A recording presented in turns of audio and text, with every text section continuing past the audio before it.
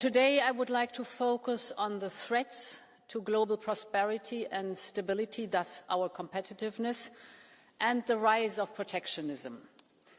And as our domestic agenda cannot be seen separately from global developments around us, let me start with the US tariffs. When the dream of a united Europe began, it started with a very simple idea. Let's create one single market. Let's break barriers, take tariffs down. That is what made us strong. Because our companies grew, and so did the ties that bind us together. And then in the same spirit, we worked with partners across the world, including the United States. We built strong connections that we believed were unbreakable. And trade brought more than prosperity. It brought the idea of a shared way of life. And with commerce, our partnership has also grown. Countless are the friendships across the Atlantic. And because of this collective experience of the last, almost 75 years, so many Europeans feel utterly disheartened by the announcement from the United States. Let me be clear, Europe did not start this confrontation. We think it is wrong. But my message to you today is that we have everything we need to protect our people and our prosperity. We have the largest single market in the world. We have the strength to negotiate. We have the power to push back. And the people of Europe should know that together we will always promote and defend our interests and our values, and together we will always stand up for our Europe.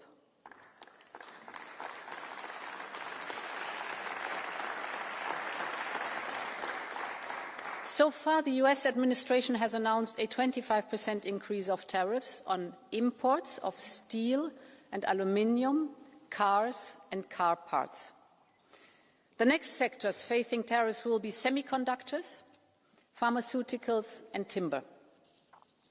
And tomorrow we expect another announcement with so-called reciprocal tariffs that will immediately apply to almost all goods and many countries in the world.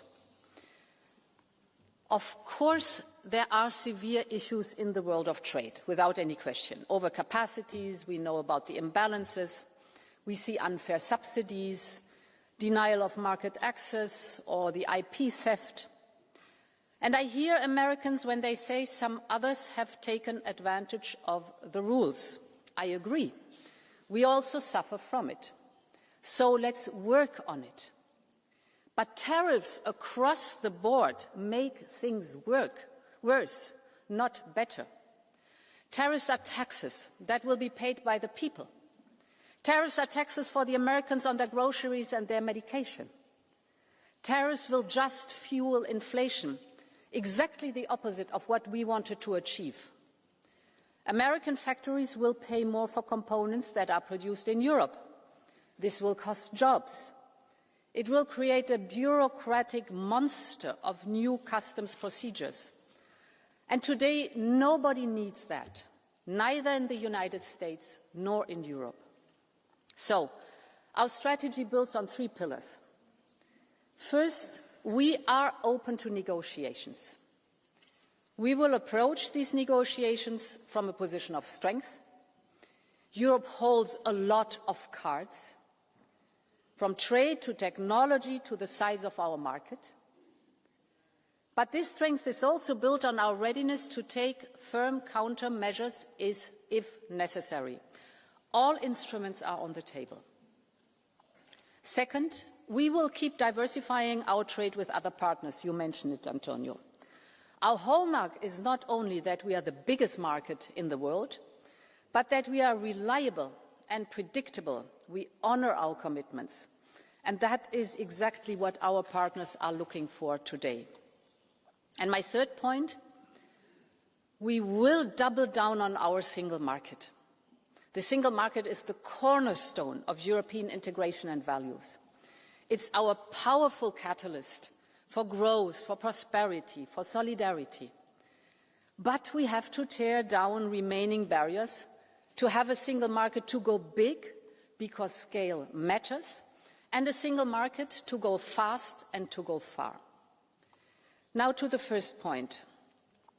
Our immediate response to tariffs is unity and determination. I have already been in contact with our heads of state and government on the next steps. We have this parliamentary debate now here today, and we will assess tomorrow the announcements very carefully to calibrate our response. Our objective is a negotiated solution. But of course, if need be, we will protect our interests, our people and our companies. And I want to be very clear on the aim of our response. We think that this confrontation is in no one's interest. The flow of goods and services between us, the United States and Europe, is nearly balanced. Of course, we are willing to work on the trade balance of goods as well as on the trade balance of services. This is the largest and most prosperous trade relation worldwide. We would all be better off if we could find a constructive solution. At the same time, it also has to be clear. Europe has not started this confrontation. We do not necessarily want to retaliate, but if it is necessary, we have a strong plan to retaliate and we will use it. The second element of our strategy is diversification. Trade goes to where the business case is. We will open doors towards fast-growing markets across the world. Europe already has trade agreements in place with 76 countries, and we are now growing this network. We just concluded trade deals with Mercosur, Mexico and Switzerland. We launched the first ever clean trade and investment partnership with South Africa. We aim to conclude a trade agreement with India by the end of this year. We are in intense negotiations with Indonesia and Thailand. And later this week, President Costa and I will head to Samarkand for the first ever summit between the European Union and Central Asia. Europe has always been a trading continent. So let's connect with the beating hearts of the global economy. Our message is clear. Europe is reliable, Europe is predictable, and Europe is open for business.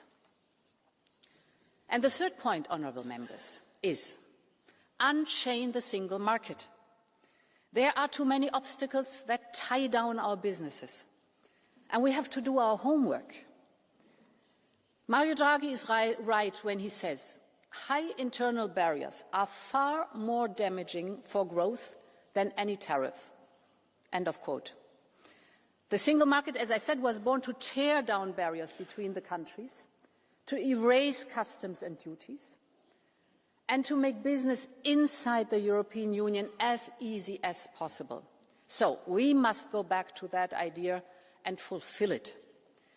It must be easier for SMEs to sell the same product in all member states instead of relabeling it 27 times to comply with national laws. It must be easier for professionals to work across borders instead of getting stuck with different national bureaucracies. It must be easier for tech companies to launch a new service all across Europe instead of dealing with 27 different procedures. I know, honourable members, that the European Parliament has always worked hard to complete the single market. Now we have the generational opportunity to get it done. We have a strong consensus on the Draghi and Letta report among all of us. We have put ambitious proposals on the table, you know it from the Savings and Investment Union, to ensure that people get a better return on their money, but also that the companies find the finances they need in Europe, to our omnibus simplification packages or our Union of Skills, and more will come, including the 28th legal regime for innovative companies. According to the IMF, Europe's internal market barriers, are equivalent to a tariff of 45% for manufacturing and 100% for services. This simply cannot be. This must change now.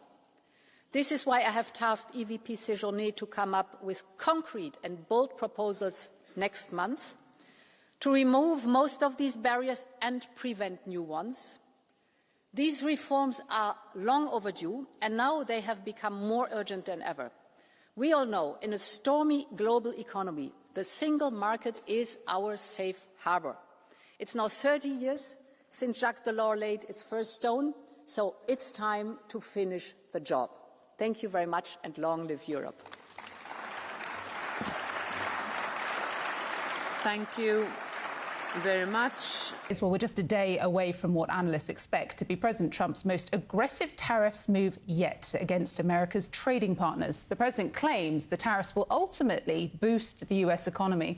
But analysts warn his so-called Liberation Day could amount to a major trade war escalation, and it's putting investors, global businesses and consumers on edge. Well, CNN's Matt Egan is here to discuss this with us from New York. Matt, I know you've written an opinion piece today about Trump's tariffs for CNN Digital, and in it you explain that the crucial details of the tariff announcements remain unclear, as we all know, and even confusing is what the Trump's team's strategy is here. Yeah, Christina, a lot of confusion here. The president seems to be trying to rewrite the global trading rules, but the exact rationale behind that really isn't clear, right? At times, Trump and his officials have suggested that it's to raise revenue. Other times, it's to help workers. And it's just not clear at this point. But yeah, tomorrow is shaping up to really be the biggest day yet for President Trump when it comes to tariffs. We're expecting a range of announcements. The biggest one is on these Liberation Day tariffs, what have been known as the reciprocal tariffs. Also expanded tariffs, perhaps, on Canada and Mexico, because some of the exemptions that were put in place a month ago are scheduled to expire. There's also potentially tariffs on any country that buys oil from Venezuela. And then the day after that, on Thursday, we're expecting more tariff announcements. The 25% tariffs on autos are scheduled to kick in. And also Mexico is expected to announce retaliatory tariffs. Now, the main event really is these Liberation Day tariffs. And investors are just desperate for clarity on exactly what that means. A number of ideas have been floated. But here we are, just a day out, and we really don't know what it looks like yet. In fact, CNN's Kevin Liptak reported that a lot of Trump's own advisors are actually still in the dark about what those tariffs mean. Although one thing that has been floated is that this could be 20% tariffs on most U.S. imports. And that is something that would be likely to alarm investors and economists. I just talked to Moody's Analytics chief economist Mark Zandi, and he told me that, look, 20% tariffs on most U.S. imports plus retaliation from other countries. He said that's a worst case scenario. That's something that would likely push the U.S. economy into recession and wipe out millions of jobs. But he said, you never know with the president, right? He has a tendency to sort of pull back and change course when things look dark. So we've got to wait to see what is actually announced. But what is clear is that Trump has used tariffs more aggressively than he did during his first term, right? His first term, he imposed tariffs on almost $400 billion of U.S. goods. Here we are, we're about 2 months into his second term, and he's already more than doubled that with tariffs on about $1 trillion of U.S. goods. Universal tariffs, that would be something that would impact more than $3 trillion of U.S. imports. I talked to Erica York over at the Tax Foundation, and she told me we've never seen anything like this. She said it's unprecedented and it's radical. And Christina, again, I do just think that investors really around the world are desperate for answers here on what the next front in the trade war looks like. Yeah, and there is growing concern about a major trade war escalation coming. And in the last few hours, we have actually heard from Europe threatening retaliation. I think we have a soundbite from the European Commission President Ursula von der Leyen. Let's just have a listen. We are open to negotiations. We will approach these negotiations from a position of strength. Europe holds a lot of cards, from trade to technology to the size of our market. But this strength is also built on our readiness to take firm countermeasures if necessary. All instruments are on the table.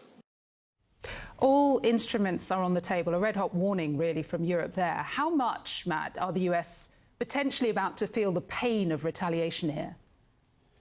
Yeah, it really depends on what happens next. But obviously, if Europe fires back by putting steep tariffs on goods that are made in America, that can cause real economic damage here because, say, you work at a factory that makes motorcycles, but Europe imposes steep tariffs. Well, the motorcycles that you make have just become less competitive. They've become less affordable overseas. And so maybe the factory doesn't need you to work as many hours. Maybe they're going to cut your wages. They might have to lay off some workers. And so that's how we kind of shift the conversation from just talking about what's the price impact to how does this actually slow down growth and potentially kill jobs. And that's why this is such a problem when you think about tariffs, because you can easily get into an escalatory cycle that's really hard to get out of, where one country threatens to put tariffs on, the other country promises to respond. And you know that if Europe responds aggressively, then President Trump is going to threaten to go even higher with tariffs. And then what is Europe going to do at that point? So it really does become very messy, and it just adds so much uncertainty and causes a lot of damage to the economy. And so that's why I think investors are hoping that Liberation Day won't be quite as bad as feared, because that would give some greater clarity and some greater certainty and sort of maybe take the temperature down a bit. If you see one of these more aggressive responses and announcements from the White House tomorrow, that's not going to sit well with investors at all. Christina? No. Where does it end? And ahead of Liberation Day, I mean, US stocks have dropped sharply as investors try to make sense of Trump's tariff plan, if indeed there is one. We've got the stock market due to open in roughly 20 minutes or so. What are you watching for today in the global markets? Yeah, well, look, we saw the market have a pretty turbulent day yesterday. The Dow swung in about 1,000-point range, ended near the highest levels of the day, but you see U.S. stock futures, they're pointing to a slightly lower open this morning. That's not surprising, right? Anytime investors have a lot of questions about a policy announcement, they're likely to sell first and ask questions later. The market, the U.S. market, the S&P 500 and the NASDAQ, they both suffered their worst quarter since 2022. And a lot of that, again, was driven by worries about the trade war, about uncertainty around policy. And there's also just growing concern about these yellow lights that are flashing in the U.S. economy. Goldman Sachs, they ramped up their tariff assumptions and they downgraded their economic forecast for the United States, right? They're warning of slower growth, higher unemployment, higher inflation, and they now see a 35% chance of a recession. It doesn't mean there's going to be a recession, but clearly, Christina, there are growing concerns on Wall Street and really on Main Street about the impact of the trade war. A lot of our grain and malts are sourced from overseas, from Germany and the UK, and that will impact a lot of breweries across the board. I can tell you, our costs have gone up on our cans. There's nothing I can do about it. Could soon cost you more to crack open a cold one. You just heard from those craft brewers in Asheville, North Carolina. That's because President Trump's sweeping tariffs are expected to go into effect tomorrow. So prices will likely go up. That part is certain. Another thing that's certain, markets don't like it. Here are the livestock futures in the red, where I think they've been the last couple days. Joining me now, editorial director for the Economic Innovation Group and host of the New Bazaar podcast, Cardiff Garcia. Cardiff, welcome to the program. Thanks for having me. Trump did tariffs in his first term. Biden actually kept some of them. What is so different about what he's doing now? One simple, very big difference. Both Trump 1 and the Biden administration largely focused on China. What's happening now is that the tariffs we're looking to implement, and some of the ones that have already been implemented, are large, much bigger, and indiscriminate. They're being applied to allies and not just to geopolitical rivals and not just to China. You said indiscriminate. They use the term reciprocal, which means, look, they've got tariffs on us, we've got tariffs on them. Does that wash? How do you understand that definition? Well, what's a little tricky about it is that we don't have the details yet. We'll find out a lot more tomorrow. But even then, the matter won't be settled because it's expected that a lot of countries are going to try to get exemptions for themselves. A lot of American industries and businesses are also going to try to get exemptions. In terms of the reciprocity angle here, what's a little bit tough to square is that other foreign countries, including the allies that we're likely to put these tariffs against, already have very low tariffs on the products that Americans sell to them. And so it's a little bit tough to see exactly what the rationale is going to be. You know, I'm awaiting this like everybody else. Yeah, which gets to the point of uncertainty, which honestly seems to be my go-to descriptor, frankly, for so much of what's happening in the Trump administration. CNN's Stephen Collinson actually has a piece out this morning that says Trump has the world on edge as he mulls fateful tariffs, decades in the making. Can you talk about this on edge? Because when I kind of dug into the numbers I don't normally dig into, what I saw was just like, the uncertainty is creating a problem. Why? Yeah, so it becomes very hard for American businesses to plan what they're going to do over the course of the next year if they don't know what a lot of the intermediate inputs that they use to make their products are going to cost. So we heard from beer makers. They were even talking about the cans. We heard from coffee people earlier this week. And the Fed actually tracks this, right? They track uncertainty at the Federal Reserve of St. Louis. Can you talk about why and what it shows us if we were to look at it now? Well, if you were to look at a chart now, I think what you'd see is that uncertainty is spiking. I mean, it's almost a vertical so that line. So you all can the show, way at the end is 2025. And it's the one in the middle is COVID. So we're not in that level of crisis. So why is that number so high? It's similar. And by the way, you can also see that in surveys of American individuals and businesses as well. They're really feeling consumers, people who are worried that unemployment is going to be higher in the coming year, that inflation remains persistently high. American businesses citing that uncertainty in how they make their plans for the coming year. All of that enacts a big economic cost. How big it's going to be, again, just depends on the details of the tariffs themselves and what comes next. All right, Cardiff Garcia, I hope you come back, especially because we might actually know more in the coming days. Cardiff Garcia is editorial director for the Economic Innovation Group.